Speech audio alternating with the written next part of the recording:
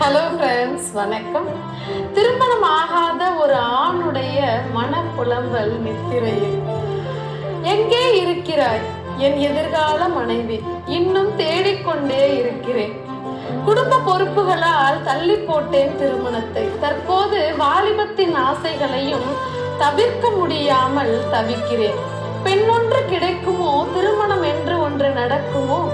தினம் தினம் தொட்டிலிடவும் கட்டிலிடவும் ஏங்குகிறேன் என் எதிர்கால மனைவியுடன்.